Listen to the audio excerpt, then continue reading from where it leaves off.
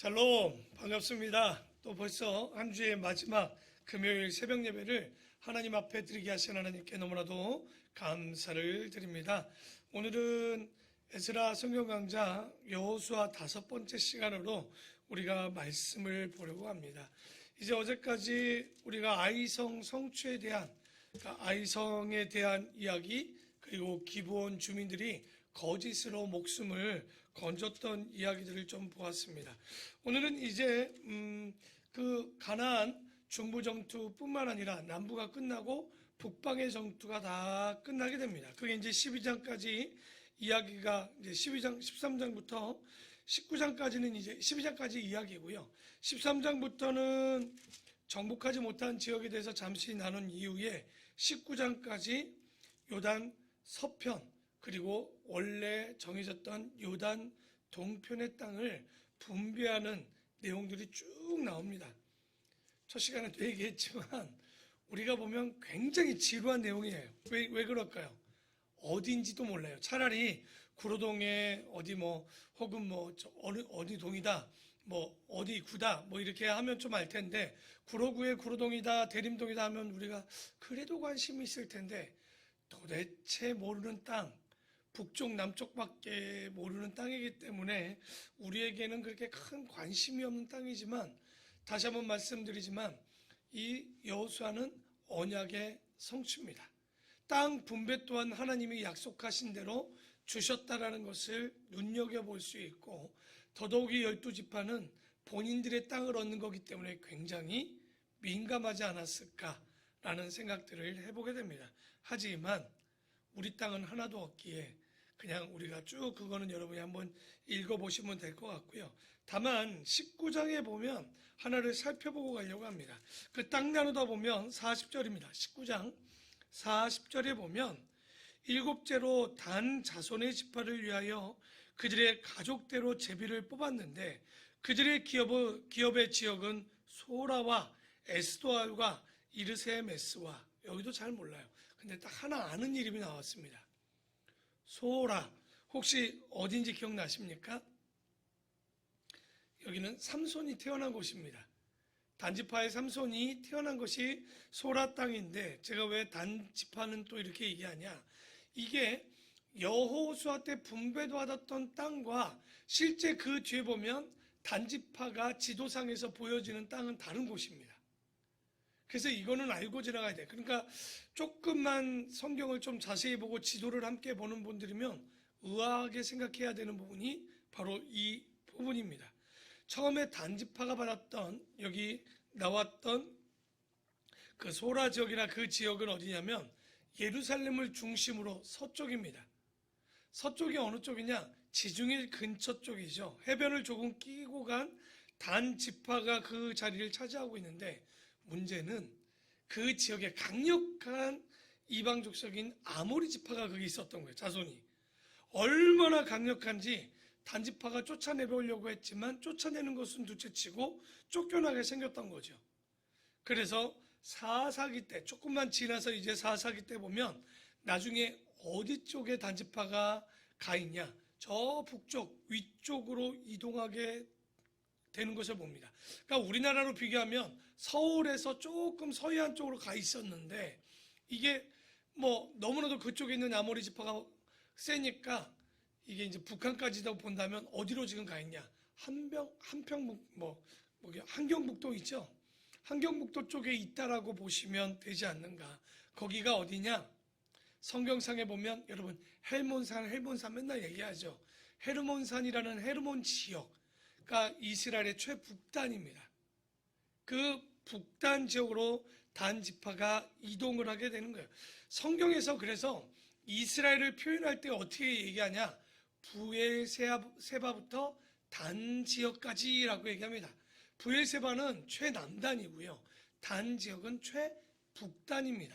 그러니까 땅을 한경북도부터 저기 땅끝 마을까지 이렇게 하면, 이제 제주도까지 하면 우리가 하나의 대한민국과 북한까지 한국을 이렇게 이야기를 하듯이 이스라엘도 부엘세바부터 단까지라고 이야기하는데, 단이 분명히 얘기하지만 처음에는 중부 정도에 있었다가 이것이 어떻게 되는 거예요? 저 북단 끝쪽으로 올라가게 되는, 그러니까 이런 것도 좀 알고 있으면 그쪽에 있던 아모리 자손이 굉장히 강했구나. 그래서 거기를 정복하지 못하고 어디로 올라가냐? 북쪽으로 이동하는 것을 볼 수 있습니다. 뭐 땅을 나누는 이야기는 이 정도까지만 보면 될 것 같고요. 20장에는 다시 한번 복습하는 것처럼 레위기에도 얘기했지만 도피성을 정하는 이야기가 나옵니다. 혹시 도피성이 땅을 정복하고 나서 나눈 다음에 혹시 몇 개 있었는지 기억나십니까? 당연히 모르죠. 근데 오늘 기억합시다. 그러니까 이스라엘 땅을요, 남북으로 나눠서 한쪽에 3개, 한쪽에 3개를 둔 거예요. 3개를 줬을 때 뭉쳐 있었을까요? 흩어져 있었을까요? 당연히 흩어졌겠죠. 왜냐하면 우리가 지금 보게 되는 도피성이라는 것의 성격을 알면 그것이 뭉쳐있는 것이 아니라 사람들이 어느 쪽에 가서도 하루길이면 갈 수 있는 길로 흩어져 있었던 거예요. 그러니까 지도상에도 보면 당연히 흩어져 있었겠죠. 그래서 그게 6절에 보면 7절입니다. 어떻게 좀 날라졌냐 보니까 이에 그들이 납달리의 산지 갈릴리 게데스 쪽이라는 쪽과 에브라임 산지 세겜 그리고 유다 산지의 기럇 아르바. 기럇 아르바는 우리가 잘 알기도 하고 모르는데 여기가 어디냐? 헤브론입니다. 헤브론 땅으로 우리가 이제 같이 그게 이스라엘의 서편 쪽에 있었던 땅이고요. 그리고 요단 동쪽 저쪽 루벤 지파 중에 평지 광야 베셀과 갓 지파 중에 길르앗 라못과 므낫세 지파 중에 바산 골란. 그러니까 여기서 우리가 점검하고 복습해 보면 이스라엘 지파 중에 처음에 요단 동표 땅을 갖겠다라고 했던 지파가 나오죠. 지금 그렇죠? 그 땅의 사람들의 지역에도 당연히 그러니까 뭐가 있어야 되는 거예요. 오늘 보는 도피성이 있었던 거죠. 시험에 나옵니다. 근데 다 알고 보면 아는 거예요. 그 가데스는 잘 모르지만 세겜과 기럇 아르바, 헤르본이라는 지역은 우리가 많이 들었던 쪽이잖아요. 그리고 베셀은 잘 몰라도요. 그 옆에 보면 길르앗 라못 굉장히 많이 들었을 거예요. 그리고 바산 골란 공원이라고 계속 제가 아마 그 설교할 때 한 번씩 굉장히 풍요한 지역을 얘기했던 기억이 나죠. 그렇게 보면 베셀하고 게데스만 외우면 웬만큼 6개는 다 외울 수 있는. 그러니까 우리가 성경을 볼 때 뭐 다시 한번 복습해 볼까요? 요단강을 처음 건너서 진쳤던 곳이 어디입니까? 돌단을 쌓아서 기념비를 세운 곳. 굴러가다. 애굽의 수치가 굴러갔다라는.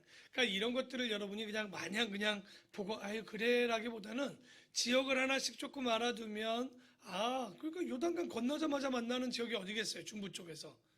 길갈이었구나. 여기가 통로였구나. 그리고 그 옆에 좀 지나니까 여리고잖아요. 지나가서 사람들이 제일 먼저 예루살렘을 거쳐 지나가는 곳이 여리고였구나. 그러니까 머릿속에 지도가 조금씩 그려지면 우리가 성경을 볼 때 조금 더 유익함이 좀 우리에게 있겠죠.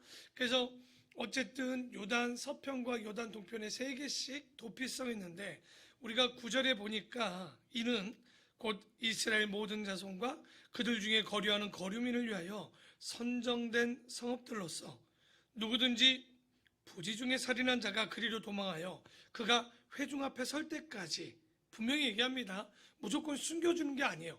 재판하기까지 회중 앞에 설 때까지 피해 보복자, 다시 말해서 피해자가 피해자의 손에 죽지 아니하게 하기 위해서 뭘 세운 거예요?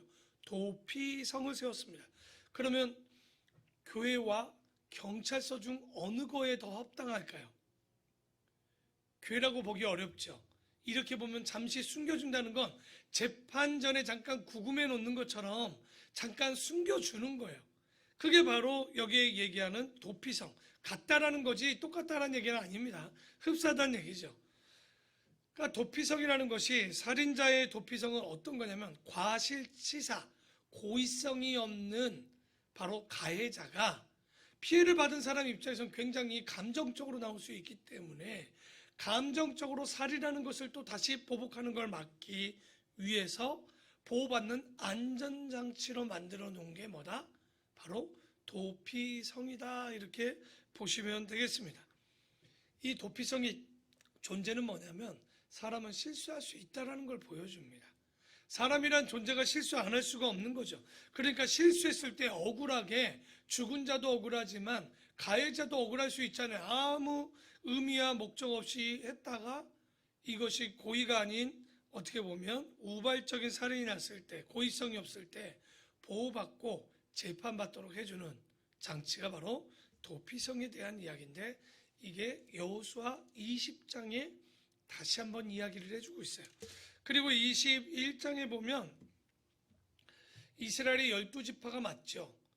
근데 레위 지파에게 성읍을 또 나눠줍니다. 항상 이것도 물어보는 사람들이 있어요.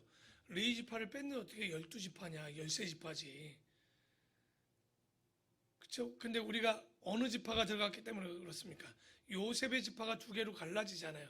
에브라임과 므낫세로 나눠져서 이 두 지파가 들어가기 때문에 12지파가 채워지고, 오히려 그들을 섬기고 예배하는 데 일로만 한 사람들이 레위 지파죠. 근데 레위 지파는 땅을 받지 못합니다. 그러면 21장에는 무엇을 얘기하고 있냐면 3절에 보면 이스라엘 자손이 여호와의 명령을 따라 자기의 기업에서 이 성읍들과 그 목초지들을 조금씩 누구에게 줬다는 거예요. 레위 사람들. 그 밑에 쭉 나오는 게 뭐냐면 48개의 성읍을 줍니다. 그럼 48개 나누기 12하면 한 지파당 몇 개의 성읍을 준 거냐면 4개의 목초지와 성을 준 거예요. 성읍을 준 거예요. 그러니까 4개씩 48개를 주었다. 이렇게 또 이렇게 성전에서 일하고 또 이 정치적으로 일하는 이들을 위해서 또 땅을 좀 나눠주는 장면이 나옵니다. 그리고 23장 쪽에를 보면요. 이제 23장, 24장은 여호수아의 유언 같은 말이 나옵니다. 그런데 그 유언의 내용을 보면 참 놀라운 건 자기의 소원이 하나도 나오지 않아요. 오히려 하나님의 뜻을 잘 담아 후손들이 잘 지켜나갔으면 하는 기대와 소망을 가지고 우리가 이 유언을 기록하게 돼 있는데, 4절에 보니까 보라, 내가 요단에서부터 해지는 쪽 대해까지에 남아있는 나라들과 이미 멸한 모든 나라들을 내가 너희를 위하여 제비 뽑아 너희의 지파에게 기업이 되게 하였느니라. 너희 하나님 여호와 그가 너희 앞에서 그들을 쫓아내사 너희 목전에서 그들을 떠나게 하시리니 너희의 하나님 여호와께서 너희에게 말씀하신 대로 너희가 너희에게 말씀한 대로 뭡니까? 순종한다면 너희가 그 땅을 뭐하게 된다는 거예요? 차지하게 될 것이다 라고 이제 유언을 시작합니다. 그러면서 이제 그 밑에 글들을 쭉 쓰는데 9절에 보니까 11절이네요. 11절에 보면 그러므로 너희는 스스로 조심하여 너희의 하나님 여호와를 뭐하라는 거예요? 유언을 주면서 사랑하래요. 그러면 너희들이 복을 얻고 그 땅을 차지할 수 있대요. 그럼 어떻게 하면 여호와를 사랑할 수 있을까요? 6절에서 나옵니다. 그러므로 너희는 크게 힘써 모세의 율법책에 기록된 것을 다 지켜 행하라. 그것을 떠나 우로나 좌로나 치우치지 말라. 간단히 분별할 줄 알아라. 너희 중에 남아있는 이 민족들 중에 들어가지 말라. 그들의 신들의 이름을 부르지 말라. 그것들을 가리켜 맹세하지 말라. 또 그것을 섬겨서 그것들에게 절하지 말라. 오직 너희의 하나님 여호와께서 가까이 하기를 오늘까지 행한 것 같이 하라. 그러니까 하나님이 너희와 함께 할 수 있도록 너희들이 그 말씀에 순종하고 그 뜻대로 우로나 좌로나 치우치지 말고 분별하고 우상을 섬기지 말면 이것이 뭐하는 방법이라고요? 하나님 여호와를 사랑하는 방법이라는 거예요. 그랬을 때 하나님께서 그 땅을 차지하게 해주신다는 거예요. 그러니까 성경을 보면요, 하나님께서는요 무작정 주지 않아요. 너희들이 그것을 지키면, 그거 벌써 이미 레위기 26장과 그것을 재해석한 신명기 28장에 보면 지키면 복이 되겠지만 그렇지 않으면 저주가 될 거라고 분명히 얘기하지, 막연하게 예수 믿으면 복 받습니까? 아니에요. 예수 믿고 그 말씀에 순종하고 우상을 섬기지 않고 그 말씀대로 따라 우로나 좌로나 치우치지 않으면 그것이 사랑하는 것이고, 사랑하는 자에게 그 약속을 지켜주시는 거예요. 우리가 너무 쉽게 복받는 거에 익숙하고 그런 것만을 원하고 도리와 의무는 없고 책임은 없고 권리만을 따지고 있는 것은 아닐까. 절대 그렇지 않다는 거죠. 그래서 15절에 보면 너희 하나님 여호와께서 너희에게 말씀하신 모든 선한 말씀이 너희에게 임한 것 같이, 여기까지는 좋죠. 여호와께서 모든 불길한 말씀도 너희에게 임하게 하사 너희 하나님 여호와께서 너희에게 주신 이 아름다운 땅에서 너희를 멸절하기까지 하실 것이라 라고 이야기를 합니다. 그래서 여기 잘 보니까 이건 경고이기도 하고 예언이기도 하는 말씀이죠. 왜? 선한 말씀도 이루실 것이고 불길한 말씀도 이루어 주시겠다는 거예요. 우리 마음하고는 좀 다르죠. 불길한 걸 좀 제해주면 얼마나 좋을까. 근데 선한 것뿐만 아니라 불길한 말씀도 전하는 것, 신명기 28장과 동일하죠. 다 이루어 주시겠다는 거예요.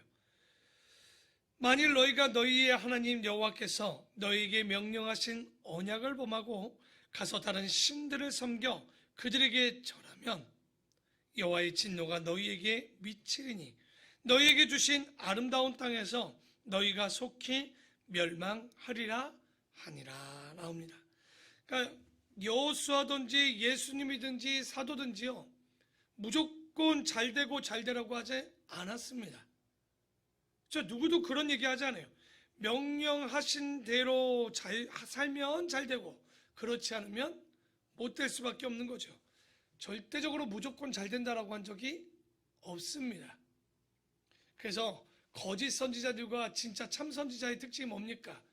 예레미야 때도 보십시오. 예레미야의 이 이야기와 거짓 선지자의 이야기는 완전히 달랐죠. 예레미야는 곧 바벨론이 쳐들어올 거다라고 얘기하고 곧 망할 것이다 얘기했지만 거짓 선지자는 웃기는 소리 하지 마라. 우린 성전과 하나님이 계시니 절대 그럴 일 없고 승리하게 해주실 것이다. 그러니까 이런 거짓 선지자들의 말들이 있었지만 전혀 그게 맞지 않는 거죠. 축복 당연히 저주보다 낫겠지만 정확히 말하면 이렇게 너희들이 순종하면 잘 될 것이고 순종하지 못하면 저주받는다는 말이 오히려 여러분 건강한 말이죠.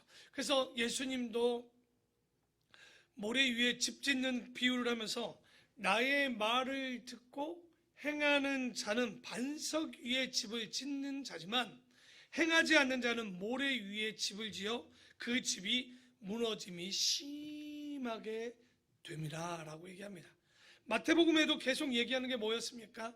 알곡과 쭉정이는 갈라지는 것, 그리고 말씀을 듣고 순종하는 자와 듣지 않고 불순종하는 자로 계속 나누어지는 거예요. 당연히 그들의 마지막도 두 갈래로 생명의 길, 사망의 길로 나눠지는 이야기가 쭉 나오는 거예요. 그게 이제 여호수아의 예언의 핵심이었죠. 그러면서 24장에 보면 여러분 기억나십니까? 모세의 유언 때도 보면 어떤 내용을 했습니까? 사람이 죽기 전에 똑같은 것 같아요. 과거를 뒤돌아봐서 회고하는 거예요. 모세부터 자기가 함께 했었던 길들을 가운데 일들을 이야기합니다. 24장 서두에 보면 바로 그런 것처럼 이 유언이 이어지면서 전반부 쪽에서는 이스라엘 역사와 또 여호수아는 가나안 정복에 대한 이야기까지 계속 회고합니다. 그러면서 그 핵심은 뭐였냐? 그 땅을, 가나안 땅을 중부도 남부도 북부도 점령하게 한 것은 전부 누가 하셨다? 하나님이 하셨다. 이 말씀을 하고 있는 거예요. 그리고 그 전쟁들이 재밌는 건 활과 칼과 창이 아니라 뭐로? 하나님께서 이기게 해 주셨다는 거예요. 어저께 보였던 아얄란 골짜기에 달아 멈춰라. 기브온의 태양아 멈춰라. 그 위에 보면 어떻습니까? 그 예루살렘 5개국의 연합국이 왔을 때 태양을 멈추고 그리고 달을 멈추게 하셨고 또 보면 칼로 친 자보다 뭐가 많았다고 그랬어요? 우박에 맞아 죽은 자들이 많았다. 여리고성 칠 때 보십시오. 여호수아가 한 게 뭡니까? 와, 여러분 얼마나 웃깁니까? 어제도 얘기했지만 성이 무너지고 난 다음에 우리는 와 하지만 여호수아는 어떤 거예요? 빙빙 돌다가 와 외치고 나니까 전쟁이 끝났어요. 이거 왜 그랬을까요? 하나님이 하신 전쟁인 걸 보여주고 싶은 거예요. 기드온 하면 여러분 기억나는 게 뭡니까? 300용사가 아닙니다. 기드온에 300인을 남겼던 이유가 뭐였습니까? 숫자가 많아서 이기면 자기들이 일한 줄 알기 때문에 하나님께서는 오히려 300명만 남겨서 일하게 하신 거예요. 그러니까 누가 승리하게 하신 걸 깨닫는 거예요. 하나님이 일하셨구나. 우리가 하나님이 일하시는 거예요. 여러분 이걸 잊지 않아야 되겠죠. 그래서 바로 이 서두에 여호수아가 그 전반부에 보면 자기의 회고, 역사의 회고와 가나안 정복의 이야기를 하면서 결론은 하나님이 하셨구나, 하나님이 도우셨구나를 얘기합니다. 그러면서 14절에 보니까 그러므로 이제는 여호와를 경외하며 온전함과 진실함으로 그를 섬기라. 그러니까 성실과 진실함으로, 여러분 형식적인 게 아닙니다. 형식은 이때 형식적이 아닌 성실함과 진실함으로 주를 따라야 될 것이고, 그리고 그를 섬기고, 여기 뒷부분을 한번 너희의 조상들이 한번 같이 읽어봅시다. 시작. 너희의 조상들이 강 저쪽과 애굽에서 섬기는 신들을 치워버리고 여호와만 섬기라라고 되어 있습니다. 그러니까 여호와만 섬기라고 이야기하고 있죠. 왜 이런 얘기를 하냐면, 우리가 야곱의 부인 라헬도 바단 아람에서 나올 때 뭘 들고 나왔습니까? 드라빔 기억나시죠? 그러니까 아직까지도 여인들이요, 이때까지도 여호수아 때까지도 버리지 못한 것들이 있는 거예요. 작은 이방 신들을 갖고 있는 거예요. 그게 귀걸이 형태나 혹은 목걸이 형태나 작은 모양의, 그러니까 우리가 생각하는 큰 모양이 아니라 작은 모양을 갖고 있었던 거죠.